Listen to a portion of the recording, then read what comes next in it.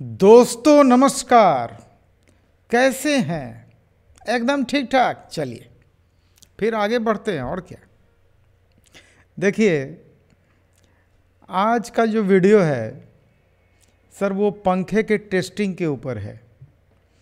पंखे के टेस्टिंग का मेरे पास 2 या 3 वीडियो, एक मैंने पहले दिया था, शायद आपने देखा कि नहीं देखा। इस वीडियो में मैं 2 पंखा को एक बार चेक कर रहा था। टेस्टिंग मतलब लॉकिंग टेस्टिंग पंखे की कैसे होती थी वो सर आप इसमें देखें। पहले काम करते हैं, इस वीडियो को सुन ही लेते हैं, फिर 2 बात करते हैं। आइए आपको पंखे का टेस्टिंग दिखाते हैं। पहले तो टेस्टिंग मशीन के बारे में थोड़ा बताते हैं। ये देखिए, ये जो पहला है ये है वोल्ट, जैसे 220 वोल्ट पे हम लोग चेक कर रहे हैं, है ना। और ये है वाटेज, कि ये जो मोटर है ये कितना वाट कंज्यूम कर रहा है पावर। जैसे 220 वोल्ट पे ये पावर कंज्यूम कर रहा है 42-43 वाट का रखिए, ये मोटर है, ठीक है। ये तो साइकिल है। तो इसमें हम लोग क्या करते हैं कि जब पेंटिंग होता है उसी समय हम लोग इसमें एक फिल्म होता है, ये जो पन्नी जिसको है पन्नी चिपका देते हैं। इससे ये बेनिफिट है कि पूरे ऑपरेशन के दौरान, जैसे उधर लड़का बेरिंग लगा रहा है या कोई फिटिंग कर रहा है या कोई कंडेंसर मार रहा है या कोई इसमें रिंग लगा रहा है, मतलब कोई भी काम के दौरान किसी का हाथ का निशान तक पेंट पे नहीं आएगा, कोई टच नहीं कर सकता है। और ये जो प्लास्टिक है जो हमने लगाया पेंट के समय, इस प्लास्टिक को हम लोग निकालेंगे नहीं।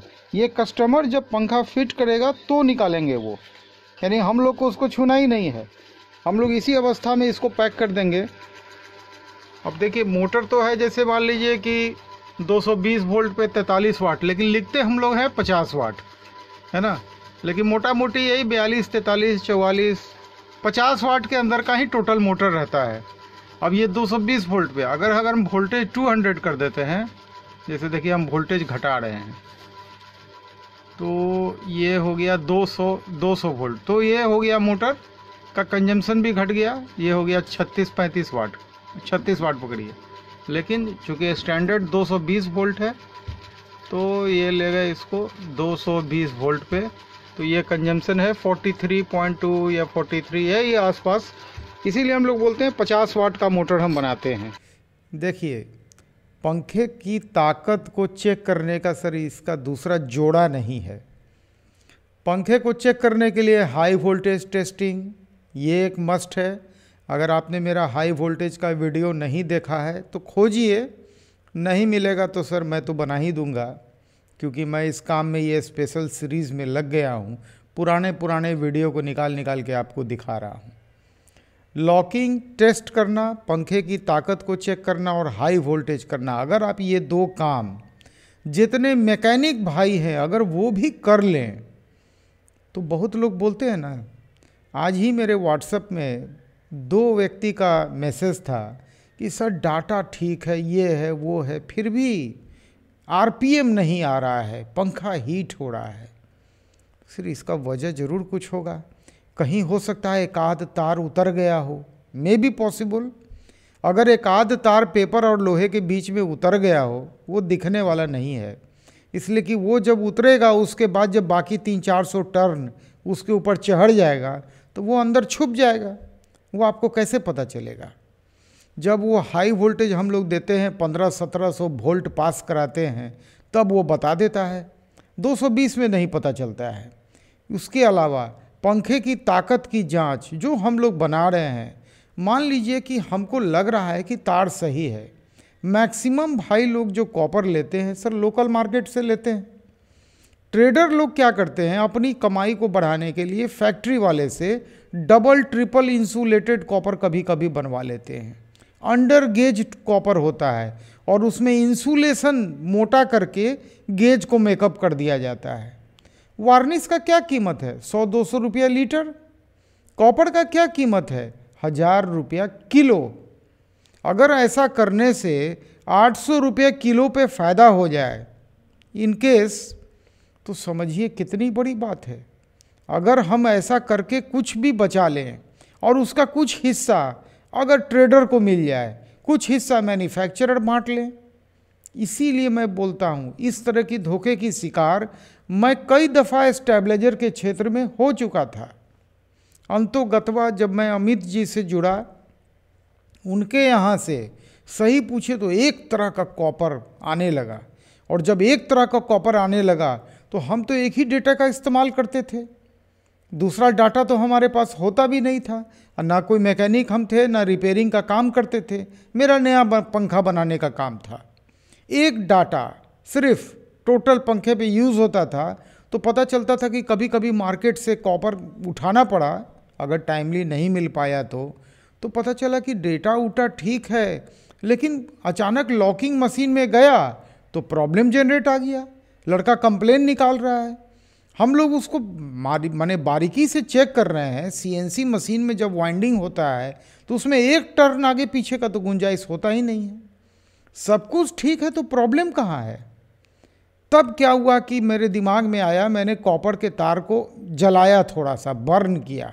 अब बर्न करके जब उसको हैंड गेजिंग से गेज किया, तब देखा कि ये कॉपर नाम का 36 है, लेकिन सर ये जो कॉपर है वाकई में 38 नंबर कॉपर था। 38 नंबर को 36 नंबर बनाया गया था इंसुलेशन मोटा करके। तो ये सब होता है। तब मैं बोला कि नहीं भैया, काम नहीं करेंगे, लेकिन कॉपर जब आएगा फैक्ट्री से डायरेक्ट तो ही काम करेंगे। लेकिन लोकल मार्केट से मैंने कॉपर उठाना ही बंद कर दिया। चलिए, अब जितने भी नए व्यूअर हैं उनके लिए मैं 2-3 बातें बताना चाहूँगा। सबसे पहली बात, सर मैं डेली यूट्यूब में 1 घंटा लाइव आता हूँ 9 से 10, और ये सिलसिला काफ़ी दिनों से लगातार चल रहा है। इस लाइव सेशन का फ़ायदा ये है कि अगर व्यापार से मुतल्लिक कोई भी परेशानी हो, आप यहाँ आके हम लोग डिस्कस कर सकते हैं। एक से भला ऑलवेज 2 होता है, और बिजनेस एक ऐसा चीज़ है, अगर किसी व्यापारी से कुछ पूछने जाइए तो सर राह दिखाने के जगह वो गुमराह ही करेगा, उसका कॉम्पिटिटर जो बढ़ जाएगा। अगर आप व्यापार में नए हैं तो सर फैमिली सपोर्ट तो मुश्किल है। इन सब मामलों में अल्टीमेटली आप क्या करेंगे, थोड़ा सा ट्राई करेंगे, एरर करेंगे, कुछ नुकसान उठाएंगे, ठोकर खाएंगे, अनुभव गेन करेंगे, यही सब होता है। इन सब चीज़ों से मैं कई दफ़ा गुजर चुका हूँ, क्योंकि मेरे समय में इस तरह से यूट्यूब पे 1 घंटा डेली के डेली लाइव बात करने वाला कोई नहीं था हम लोग के विषय पे। मैंने इस काम को शुरू किया। इसके अलावा मैंने बिजनेस पे अब तक लगभग 18 किताबों को लिखा है, और उसको भारत के 12 लैंग्वेज में ट्रांसलेट भी किया है। इन किताबों की सबसे बड़ा बेनिफिट क्या है, जैसे मान लीजिए पंखा उद्योग किताब सीलिंग फैन पे बेस्ड है। अगर आप इस किताब को लेते हैं तो जितने भी सीएनसी मशीन बनाने वाले, जितने ग्राइंडर या जो कच्चा माल बनाते हैं पंखे का, एक लोग के मालिक का पर्सनल मोबाइल नंबर किताब लेते पहले आपके व्हाट्सएप पे आ जाएगा, और किताब शुक्रवार को डिस्पैच होता है। इन किताबों को आप भारत के 12 लैंग्वेज में किसी भी लैंग्वेज में ले सकते हैं। इसके अलावा अगर आप चाहते हैं मेरे से डायरेक्ट बात करना, तो सर ये जो कॉर्नर में नंबर है ना, ये कॉलिंग नंबर भी है, व्हाट्सएप नंबर भी है। इस नंबर पे आप कॉल करने का टाइम जो है सुबह 11 बजे से लेके शाम 4 बजे तक। मोबाइल तो मेरा वाइब्रेशन मोड में रहता है, लेकिन अगर मिस करा कॉल तो मैं कॉल बैक करने की कोशिश करता हूँ। चलिए, अब पूछिए सर लाइव सेशन कैसे ज्वाइन करेंगे। बहुत मेजर टॉपिक है, क्योंकि बहुत लोग थोड़ा सा कंसल्टेंसी का अच्छा खासा फीस ले लेते हैं। सर यहाँ कोई पैसा वैसा लगना नहीं है, ना कोई रजिस्ट्रेशन करना है, दिस दैट कोई झमेला नहीं है। एक साधारण सी बात है, सिर्फ चैनल को सब्सक्राइब करके बेल आइकॉन को पुश कर देना है। अगर आप ऐसा करते हैं तो 8:44 पे लाइव का नोटिफिकेशन आ जाएगा। नोटिफिकेशन आया, आप लाइव ज्वाइन कर लिए। 15 मिनट कास्टिंग चलता है। इस 15 मिनट में जितना भी क्वेश्चन लिखा जाता है, 9 बजे जैसे मैं लाइव आता हूँ वो सब क्वेश्चन पहले कवर होना चालू हो जाता है। मिलते हैं सर रात 9 बजे इंतज़ार रहेगा आपका। बिल्कुल आके एक बार देखिए, बहुत मन लगेगा। और एक बात जाते जाते, सर ये वायरस ज़्यादा मजबूत होते जा रहा है, तो सर बचाव ज़रूरी है। अगर आपने वैक्सीन लिया है तो चिंता की कोई बात नहीं है। वायरस अगर आपके ऊपर आक्रमण भी करेगा तो परास्त हो जाएगा, डरिए मत। वैक्सीन लीजिए, मास्क लगाइए और रात 9 बजे लाइव में आइए। नमस्कार।